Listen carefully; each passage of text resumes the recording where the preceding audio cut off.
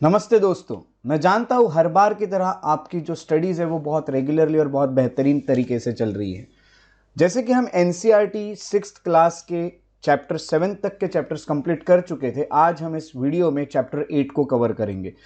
जैसे कि आप एमसीक्यूज भी काफ़ी अच्छे से सॉल्व कर रहे हो, जो मैं ग्रुप पे दे रहा हूँ आपको टेलीग्राम के ग्रुप पे, आप अपने डाउट्स भी सॉल्व कर रहे हो, वो बहुत ही अच्छी बात है। और जो लोगों को टेलीग्राम के ग्रुप ज्वाइन करना है और ये सब चीज़ों में इन्वॉल्व होना है, यानी डाउट सॉल्विंग हो गया या आंसर्स के सब चीज़ें हो गई, क्वेश्चन आंसर्स, तो वो टेलीग्राम ग्रुप मेरा ज्वाइन कर सकते हैं। अगर आपको उस टेलीग्राम ग्रुप की लिंक चाहिए तो नीचे इस वीडियो के डिस्क्रिप्शन में जाइए और डिस्क्रिप्शन में आपको लिंक मिल जाएगी। उस लिंक पे क्लिक कीजिए और अभी ग्रुप को ज्वाइन कीजिए और अपने स्टडीज़ को और भी इंटरेक्टिव बनाइए। उसके साथ साथ आपको टेलीग्राम चैनल की भी लिंक दी है, जहाँ पे आपको नोट्स मिल जाएंगे। नोट्स के लिए वो चैनल को आप ज्वाइन कर सकते हैं। उसके अलावा मैंने बाकी जो वीडियोज़ है उसकी भी प्लेलिस्ट डिस्क्रिप्शन में लिखी है, आप उसे भी देख के अपने बाकी जो सब्जेक्ट्स है उसे भी कवर कर सकते हैं। जैसे कि आप सब जानते हैं कि वीडियो के बीच बीच में मैं आपको कुछ क्वेश्चंस पूछता हूँ जो आपके लिए बहुत ज़्यादा इंपॉर्टेंट है, आपके नॉलेज को वो बहुत ज़्यादा बढ़ाएगा, और इसके आंसर आपको कमेंट सेक्शन में लिखने होते हैं। और जो लोग इसको रेगुलरली लिखते रहते हैं या फिर जो इसको आंसर करते हैं, उनके नाम मैं अगले वीडियो में आपको बताता ही हूँ। तो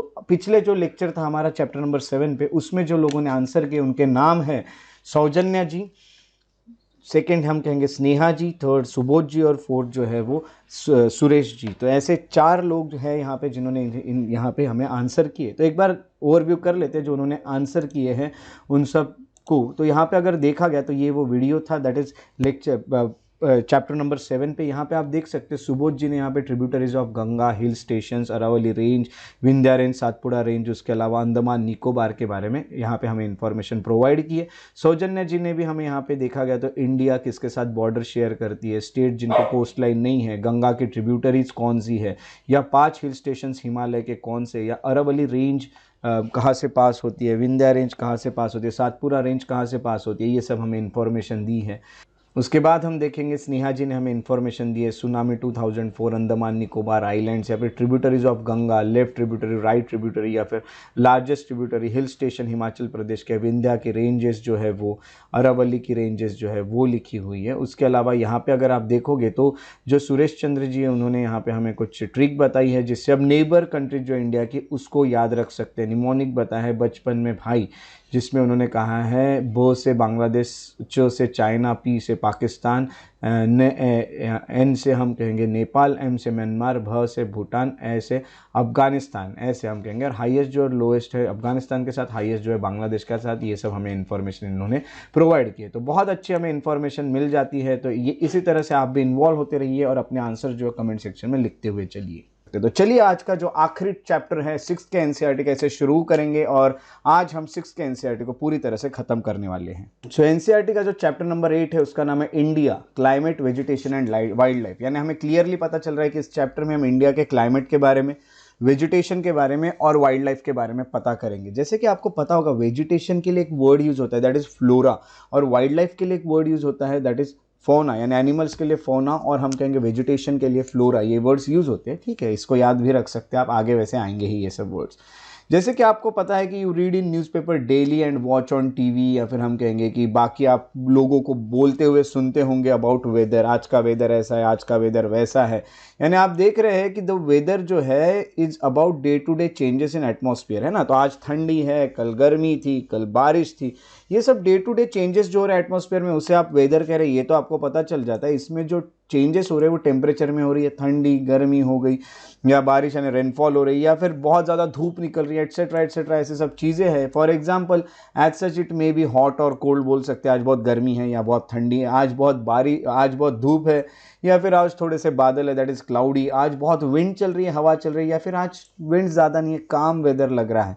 ये सब जो आप बोलते हो ये वेदर होता है। तो आप ये देखोगे कि you must have notice that when it is hot continuously for several days, जब वो बहुत दिनों तक इस तरह का टेम्परेचर जो है वो अगर हॉट रहे तो you don't need any warm clothes, है ना। फिर आपको क्या लगता है, आपको लगते हैं कि थोड़े से ऐसे क्लॉथ जो आपको वार्मनेस ना दे, है ना, ऐसे क्लॉथ्स आप प्रेफर करते हो। उसके साथ साथ आपको खाने या पीने के लिए थोड़ी ठंडी चीज़ें लगती हैं। इन कॉन्ट्रास्ट कुछ दिन ऐसे हो जिसमें बहुत दिन तक ठंड चल रही हो, तो आप वुलन क्लॉथ्स के बिना तो रह नहीं पाओगे। जब बहुत विंडी और चिली हो, यानी बहुत ठंड हो और विंड चल रही हो, तो आपको वुलन क्लॉथ्स की ज़रूरत पड़ती है।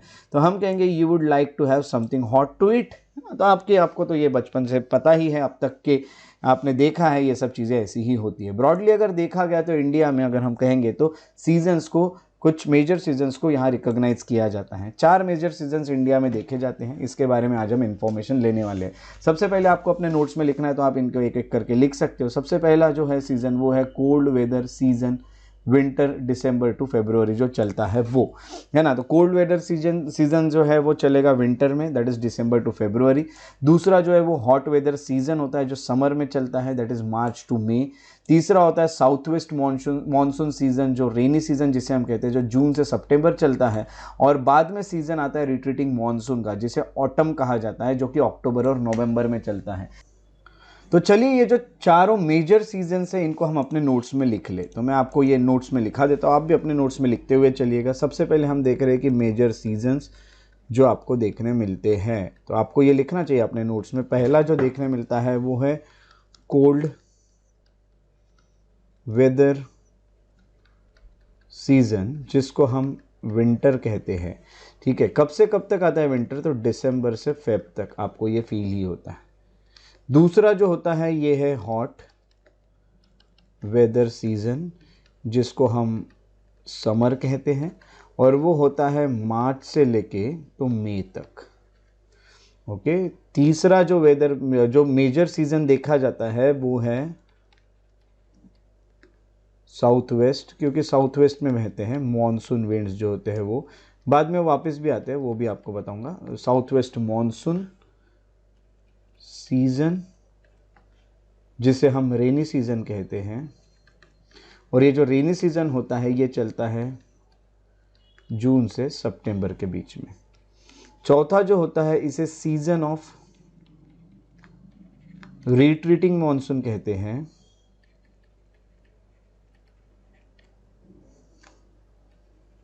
यानी मॉनसून जो होता है वो वापस जाता है, इसको हम ऑटम कहते हैं,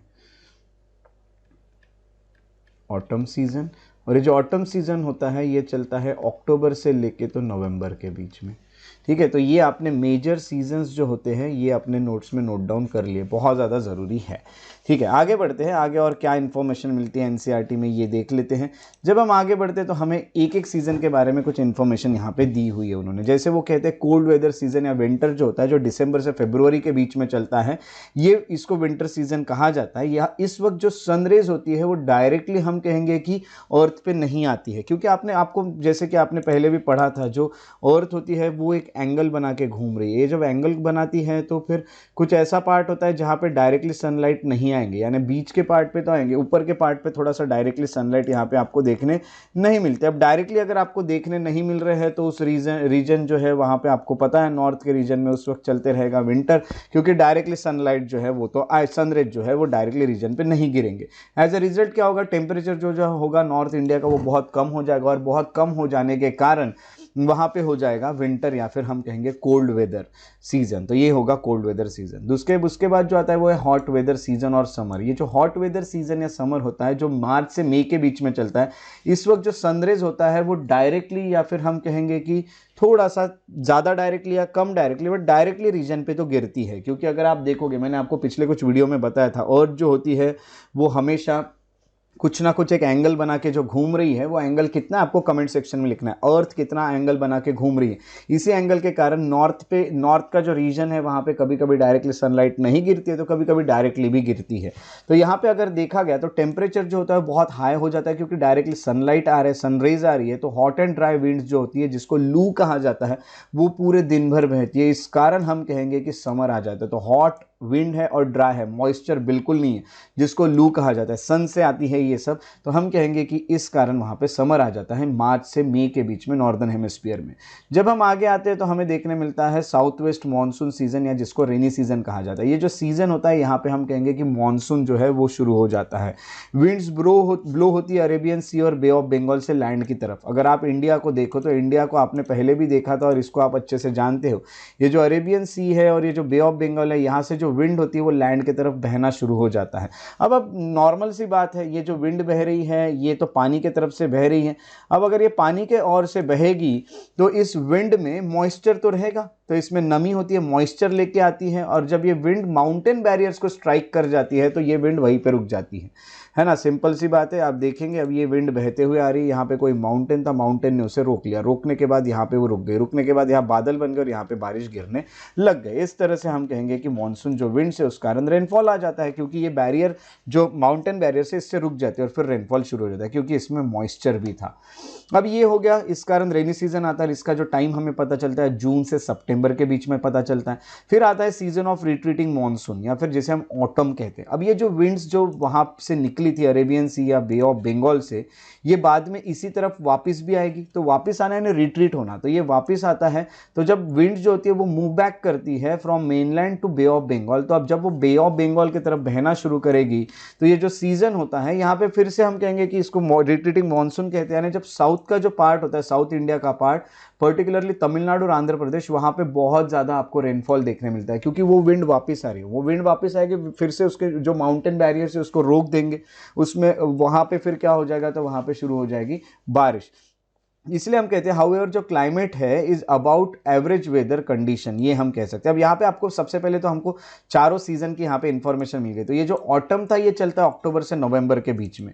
अब क्या होता है, हाउएवर हम क्या कहते हैं, हमने वेदर क्या कहा, रोज का चेंज हो रहा है। हाउएवर क्लाइमेट जो होता है वो एवरेज वेदर कंडीशन होता है, जो काफी सालों से देखा जा रहा है। वेदर और क्लाइमेट में यही फर्क है, रोज आपका वेदर बदल सकता है, क्लाइमेट आपका रोज नहीं बदलेगा। वेदर क्लाइमेट जो है, क्लाइमेटिक कंडीशन वो काफी सालों से बनी हुई है। जो क्लाइमेट ऑफ इंडिया है उसको डिस्क्राइब किया जाता है मॉनसून टाइप ऑफ क्लाइमेट।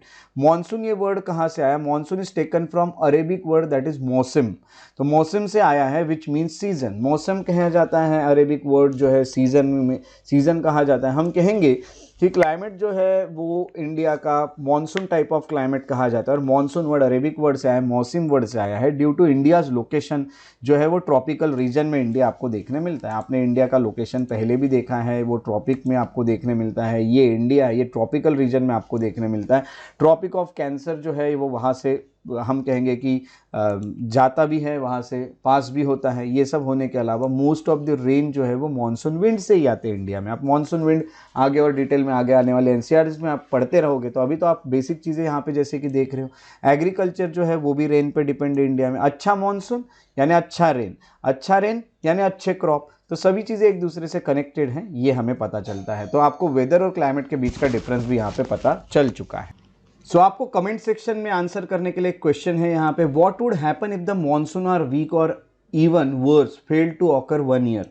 इसमें से आपको बताना है क्रॉप विल बी अफेक्टेड और not affected, the level of the water is well और विल कम अप और go down, the summer will go longer और शॉर्टर। ये बहुत अच्छा एक क्वेश्चन है जो आपको आगे और भी ज़्यादा एडवांस्ड लेवल पे एमसीक्यू सॉल्व करने में बहुत आपकी हेल्प करेगा। तो कमेंट सेक्शन में इसका आंसर कीजिए जल्द से जल्द, अभी वीडियो को पॉज करके।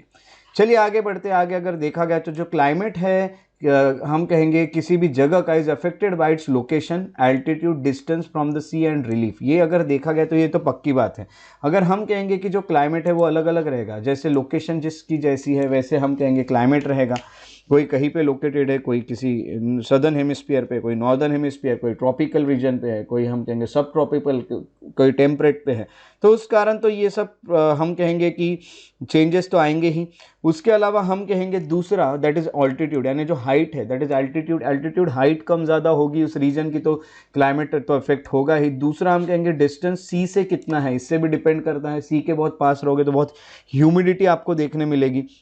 अगला हम कहेंगे रिलीफ, यानी हम कहेंगे कि जो भी एलिवेशन है ग्राउंड सरफेस पे, यानी हम कहेंगे प्लेन्स पे है, प्लेट्यूज पे है क्या नहीं, ये सब चीज़ें जो है ये भी हम कहेंगे कि जो इवन है सरफेस, अनइवन है, ये भी अफेक्ट करता है क्लाइमेट को। इसीलिए हम कहेंगे we experience regional differences in climate of India. India में अलग अलग जगह अलग अलग क्लाइमेट, जैसे जैसलमेर और बीकानेर में जाओगे जो कि डेजर्ट है, ये बहुत हॉट रहेंगे। वही आप द्रास या फिर कारगिल में जाओगे लद्दाख में, जहाँ पे आपको बहुत ज़्यादा ठंड देखने मिलेगी। कोस्टल प्लेसेस में जाओगे जैसे मुंबई या कोलकाता में तो आपको मॉडरेट क्लाइमेट देखने मिलेगा, and they are neither too hot और नॉट टू कोल्ड। ये भी आपको पता चलता है जो मुंबई और कोलकाता है, वहाँ बहुत गर्मी भी नहीं रहेगी और बहुत ठंड भी नहीं रहेगी। और अगर कोस्ट पे ये लोग हैं तो ये प्लेसेस बहुत ज़्यादा ह्यूमिड रहेगी, यहाँ पे ह्यूमिडिटी बहुत ज़्यादा आपको फील होगी। वैसे आप अगर मौसिनराम में जाओगे, मौसिनराम जो कि मेघालय में है, चेरापूंजी के पास, वहाँ पे वर्ल्ड्स हाईएस्ट रेनफॉल आपको देखने मिलता है। हर साल वहाँ पे बहुत ज़्यादा रेनफॉल आता है, इतना सारा आता है कि एक ही बार में इतना रेनफॉल आएगा कि हम कहेंगे कि इतना रेनफॉल अब तक जैसलमेर और राजस्थान में कभी हुआ भी नहीं होगा। इतना आपको जैसलमेर जो है राजस्थान में हुआ भी नहीं होगा, उतना आपको मौसिनराम में एक ही टाइम पर रेनफॉल देखने मिल सकता है। तो Mawsynram in Meghalaya receives the world's highest rainfall while in particular year it might not rain at all in Jaisalmer और राजस्थान, है ना। तो कभी कभी किसी साल तो जैसलमेर में बारिश भी नहीं होगी और मौसिनराम में तो इतनी बारिश हो जाएगी जितनी तो कभी कहीं हुई भी नहीं होगी। ये सब हमें पता चलता है। दूसरा आपको यहाँ पे एक टास्क है कि on the map of India locate the places mentioned in the paragraph. यहाँ जो भी आपको प्लेसेस मेंशन किए गए, आपको इंडिया के मैप पे एटलास को अपने साथ में रखते हुए वहाँ पे उसे लोकेट करना है। अब यहाँ पे अगर देखा गया तो हम कहेंगे कि अब जैसे यहाँ पे हम कह सकते हैं अगला जो है नेचुरल वेजिटेशन, वो हमें बता रहे हैं। तो यहाँ तक हमने जो चीज़ें पढ़ी वो हमने पढ़ा था यहाँ पे जो क्लाइमेट था, वो क्लाइमेट के बाद वेजिटेशन, ये टॉपिक हमें पढ़ना है। तो जब हम वेजिटेशन में आते हैं जो कि आज का दूसरा टॉपिक है नेचुरल वेजिटेशन, तो हमें बहुत वेराइटी ऑफ प्लांट लाइफ दिखती है अपने सराउंडिंग्स में, है ना। हम यही कहेंगे कि how nice it is to play in a field with a green grasses. कितनी मज़ा आती है, आपने सोचा भी होगा बचपन में जब हम हरे भरे मैदानों पे खेलते थे जहाँ हरी भरी घास थी, उसके साथ साथ वहाँ छोटे छोटे प्लांट्स थे जिनको बुशेस कहते थे, श्रब्स कहते थे। जैसे कभी कभी आपको कई कैक्टस दिख रहे हैं, तो कई फ्लावरिंग प्लांट्स एटसेट्रा दिख रहे हैं। Besides there are many tall trees with so many branches with many branches and leaves like neem, mango or some of which stands with few leaves such as palm। तो कहीं कहीं पे आपको ऐसे पेड़ दिख रहे थे जिसको बहुत सारे पत्तियां है, बहुत हरे भरे, बहुत घने पेड़ है। उसके नीचे मुझे पता है जब आप धूप जब ज़्यादा लगती थी तो उसके नीचे छाँव में जाके खड़े रहते थे। तो कभी कभी कुछ प्लांट्स ऐसे भी आपने ट्रीज देखे जैसे कि पाम ट्री, जिसमें आपको बहुत कम पत्ते देखने मिलते थे जो कि बहुत खूबसूरत दिखते थे। तो इस तरह से अलग अलग ट्रीज देखे। तो ग्रासेस, श्रब्स, ट्रीज जो है which grow on their own without interference और help from human beings are called natural vegetations. ये आर्टिफिशियल नहीं है, मैनमेड नहीं है, नेचुरल है, क्योंकि अपने आप वो ग्रो कर रहे हैं ऑन देयर ओन, हमारे इंटरफेरेंस के बिना वो ग्रो कर रहे हैं, ये हमें पता चलता है, इसलिए उन्हें नेचुरल वेजिटेशन कहा जाता है। तो यहाँ पूछा जाता है do you wonder how this differ from each other, है ना। तो क्या आपने कभी सोचा है कि एक दूसरे से ये अलग कैसे है। तो हम कहेंगे कि different type of natural vegetations जो होते हैं वो अलग अलग क्लाइमेटिक कंडीशंस पे डिपेंड होते हैं, among which the amount of rainfall is very important. आपको पता है अगर आपके एरिया में ज़्यादा रेनफॉल है तो ज़्यादा वेजिटेशन दिखेगा, रेनफॉल कम है तो कम वेजिटेशन दिखेगा, यानी डेजर्ट लाइक सिचुएशन आपको देखने मिल सकती है। इस तरह से चीज़ है, यानी हम यहाँ कह सकते हैं due to varied climate conditions India में अलग अलग नेचुरल वेजिटेशन आपको देखने मिलता है, क्योंकि क्लाइमेट अलग अलग है तो वेजिटेशन भी अलग होंगे। तो क्या ये वेजिटेशन हमारे लाइफ में बहुत इंपॉर्टेंट है? फॉरेस्ट हमारे लाइफ में क्यों इतने नेसेसरी है, या फॉरेस्ट इस अर्थ के लिए या हर जगह के लिए क्यों ज़्यादा नेसेसरी है? फॉरेस्ट जो है वो हमारे लिए बहुत ज़्यादा इंपॉर्टेंट है, बहुत ज़्यादा यूज़फुल है, बहुत ज़्यादा इंपॉर्टेंस रख रहे हैं। वो बहुत सारे फंक्शंस, बहुत सारे काम कर रहे हैं, जैसे कि प्लांट्स जो होते हैं दे रिलीज ऑक्सीजन। हम जो होते हैं हम ऑक्सीजन को इनहेल करते हैं, प्लांट्स ऑक्सीजन को एक्सहेल करते हैं, जो हम उसको ब्रीथ करते हैं। और हम जो कार्बन डाइऑक्साइड ज़्यादा का जो भी हम छोड़ रहे हैं कार्बन डाइऑक्साइड इस एटमॉस्फेयर में, या फिर हम कहेंगे कि जो भी हम कार्बन डाइऑक्साइड के एमिशंस कर रहे हैं उसको कहीं ना कहीं ट्रीज अपने अंदर रख रहे हैं, उसको इनहेल करके रख रहे हैं, यानी बहुत यूजफुल है। पोल्यूशन भी कंट्रोल हो रहा है, अर्थ का जो ग्लोबल वार्मिंग है वो भी, यानी जो टेम्परेचर गर्म होते जा रहा है उसको भी वो कहीं ना कहीं मेंटेन कर सकते हैं ट्रीज। कैसे, ये हम आगे और भी पढ़ेंगे ग्लोबल वार्मिंग और ये सब में। जो रूट्स होते हैं प्लांट्स के, वो एक तरह से roots of the plant bind the soil, है ना। हम ये कहेंगे कि सॉइल इरोजन, सॉइल को एक पकड़ के रखते हैं। जब बहुत ज़्यादा विंड बह रही है, बहुत पानी बह रहा है उस ज़मीन से, तो वो सॉइल भी बह जाएगी उस पानी के साथ या उस हवा के साथ, बट ये पकड़ के रखते हैं जो रूट्स होते हैं प्लांट्स के। तो देखिए सॉइल को भी बचा के रखते हैं। उसके अलावा फॉरेस्ट हमें क्या क्या देते हैं, हमें टिम्बर देते हैं जिससे हम फर्नीचर बनाते हैं, फ्यूल वुड करके यूज़ करते हैं हम, है ना, चूल्हा जलाने के लिए, या जो भी है जानवरों को लिए फॉडर है वो, चारा है या फिर हम कहेंगे मेडिसिन हमें देते हैं, या हर्ब्स देते हैं, लैक देते हैं, हनी, गम एटसेट्रा एटसेट्रा। देखिए कितनी सारी चीज़ें हमें प्रोवाइड कर रहे हैं ये फॉरेस्ट। तो ये फॉरेस्ट कितने नेसेसरी है ये तो हम बिल्कुल जानते हैं। फॉरेस्ट जो है ये नेचुरल हैबिटेट है वाइल्ड लाइफ के। उसके अलावा हम कहेंगे कि यानी घर है, ये नेचुरल घर है कुछ वाइल्ड लाइफ के। नेचुरल वेजिटेशंस जो है has been destroyed to large extent because of reckless cutting of tree. आपने देखा ही होगा, डिफॉरेस्टेशन इसे कहा जाता है। जो ट्रीज की कटिंग हो रही है, इस कटिंग के कारण बहुत सारा वेजिटेशन डिस्ट्रॉय हुआ है। इसीलिए we should plant more trees and protect existing ones and make people aware of the importance of tree. हमें लोगों को बताना चाहिए कि ट्रीज का इंपॉर्टेंस क्या है, और लोगों को हमने एक तरह से मोटिवेट करना चाहिए, इंस्पायर करना चाहिए कि भाई आप ट्री के प्लांटेशन करो, आप लोग डिफॉरेस्टेशन करो। उसके अलावा हम कहेंगे कि हम बहुत सारे प्रोग्राम्स भी चलाते हैं, जैसे कि वन महोत्सव हो गया, जिससे और भी लोग इन्वॉल्व हो जाए। किस चीज़ के लिए? तो हमारे अर्थ को ग्रीन बनाने के। तो अर्थ ग्रीन बनेगी तो कितनी खूबसूरत दिखेगी। देखो यहाँ इस डायग्राम में दिखाया है ट्री का इंपॉर्टेंस कितना है। ऑक्सीजन दे रहा है, क्या क्या, हनी से लेके फ्रूट्स, गम, नेचुरल हैबिटेट है, टिम्बर, रबर, क्या क्या नहीं दे रहा है, furniture, sports good, fuel, fodder, shelter, medicine. अगर ये ट्री गायब हो गया तो ये सब आपको नहीं मिलेगा। सॉइल को भी बाइंड करके रखा हुआ है ट्री ने। ओके, सो ये सब चीज़ें बहुत अच्छी आपको देखने मिलती है। अब यहाँ पे एक बहुत अच्छी एक छोटी सी शॉर्ट में कुछ कहानी लिखी है। लीला के जो पेरेंट है उन्होंने प्लांट किए हैं saplings of neem to celebrate हर बर्थडे। तो हम देखते हैं कि हर बर्थडे पे डिफरेंट सैपलिंग जो होते हैं उसे प्लांट किया जाता है, और उसके साथ साथ हम कहेंगे कि उसको रेगुलरली वाटरिंग भी किया जाता है, और उसको सीवियर हीट, कोल्ड और एनिमल से भी प्रोटेक्ट किया जा रहा है। चिल्ड्रन जो है took care not to harm it, है ना, तो बच्चों को भी बताया गया उसको हार्म ना किया जाए। लीला जब 20 साल की हो गई थी, when Leela was 21 beautiful trees को यहाँ पे प्लांट किया गया था, है ना। और हम उसके घर के आजू बाजू बर्ड्स जो उन्होंने अपने नेस्ट बनाए, उस पर फ्लावर्स है बहुत अच्छे, बटरफ्लाइज आ रहे हैं, उनके अलावा जो बच्चे हैं वो फ्रूट्स खा रहे हैं। कितना अच्छा एक नज़ारा देखने मिलता है। तो आप भी कुछ ऐसा करते चलिए, अपने बर्थडेज पे प्लांटिंग करते चलिए, ट्री के प्लांटेशन, बहुत अच्छा ये अर्थ बन जाएगा।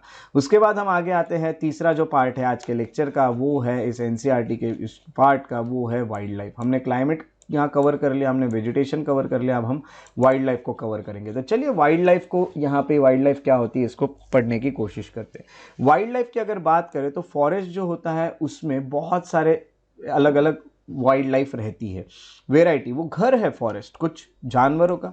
There are thousand of species of animal, जिसमें आते हैं हम कहेंगे reptiles, amphibians, mammals, birds, insects and worms which dwells in the forest. आपको कमेंट सेक्शन में लिखना है कि रेप्टाइल्स क्या होते हैं, एम्फीबियंस क्या होते हैं और मैमल्स क्या होते हैं। इन तीनों का आपको डिफरेंस लिखना है, इन तीनों के बारे में कुछ कुछ आपको इन्फॉर्मेशन लिखना है, रेप्टाइल्स, एम्फीबियंस और मैमल्स के बारे में।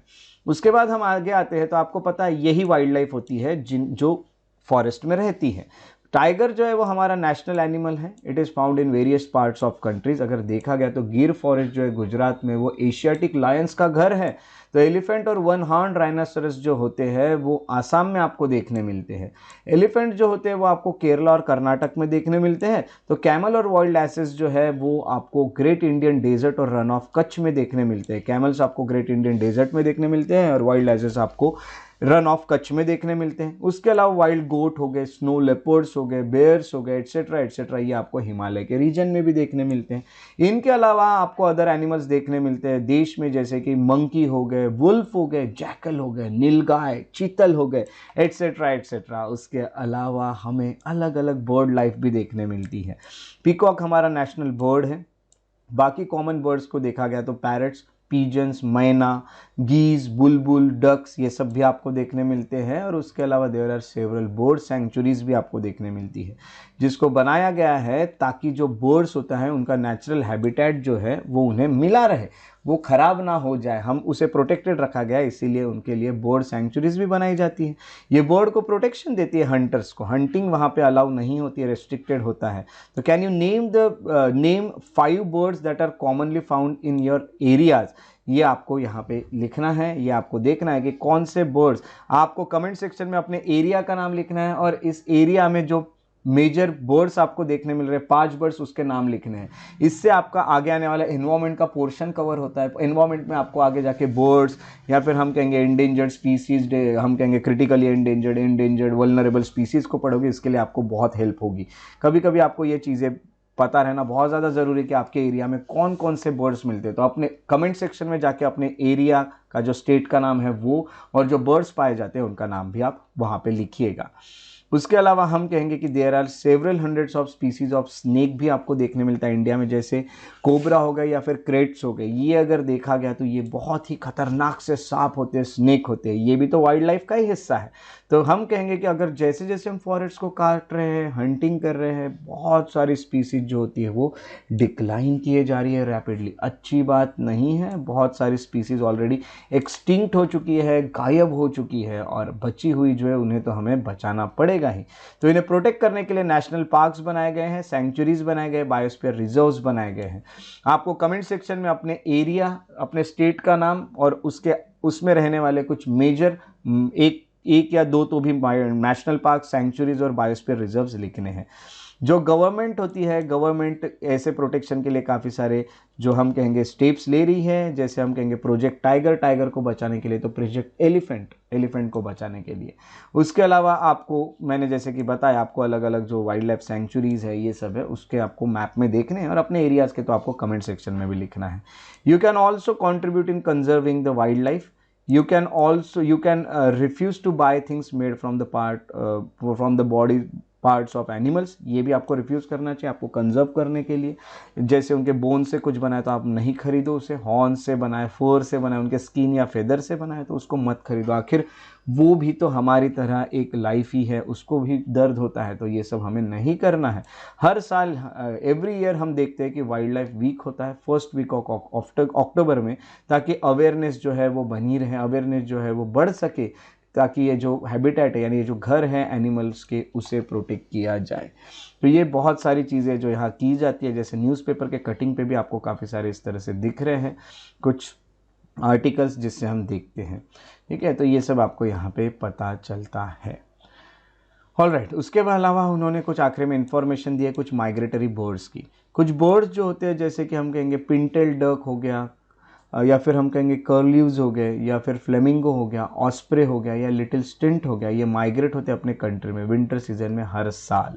अगर देखा गया तो स्मॉलेस्ट माइग्रेटरी बर्ड जो उसका नाम है लिटिल स्टिंट, जिसका वेट सिर्फ 15 ग्राम होता है, जो आर्कटिक रीजन से हमारे इंडिया में आता है। 8000 किलोमीटर का डिस्टेंस ट्रैवल करके इंडिया में आता है। माइग्रेटरी यानी जो कहीं बाहर से आ रहे हैं कुछ टाइम के लिए। अब वहाँ आर्कटिक रीजन में बहुत ठंड है तो वो इंडिया में आ जाता है, इंडिया में रुकता है, और वहाँ पे जैसे जैसे इंडिया से ठंड कम होने लगती है तो वो वापस अपने एरिया में चले जाता है, फिर उसको वहाँ पे नॉर्मल वेदर मिल जाता है जो उसको सूट करता है। तो इस तरह के बर्ड्स को माइग्रेटरी बर्ड्स कहा जाता है। अभी आपको करना है एक काम, गूगल पे जाइए और इनके इमेजेस देखिए, पिंटेल डक के देखिए कितना अच्छा दिखता है, कर्ल्यूज के देखिए, या फिर हम कहेंगे फ्लेमिंगो के देखिए, ऑस्प्रे के देखिए, लिटिल स्टिंट के देखिए, बहुत ही ब्यूटीफुल ये बर्ड्स दिखते हैं। तो इस तरह से आज का हमारा टॉपिक रहा, जो कि है 8th chapter from NCERT, 6th class NCERT, जिसमें हमने क्लाइमेट को पढ़ा, वाइल्ड वेजिटेशन को पढ़ा और वाइल्ड लाइफ को पढ़ा। इससे रिलेटेड क्वेश्चन आंसर्स को अगर आप सॉल्व करना चाहते हैं तो अभी डिस्क्रिप्शन में जो लिंक दी उससे टेलीग्राम ग्रुप को ज्वाइन कीजिए और अपने सेशंस को और ज़्यादा इंटरेक्टिव बनाते हुए चलिए। हम मिलेंगे अगले लेक्चर में, तब तक के लिए आप अपना ख्याल रखिए। इसी तरह से वीडियोज़ को रेगुलरली देखते चलिए और लाइक करना ना भूले, शेयर करते रहे वीडियो को, और जितना हो सके उतना जल्द से जल्द वीडियोज़ को कंप्लीट करके आगे बढ़ते रहे। अपना ख्याल रखिए, take care and have a very good day.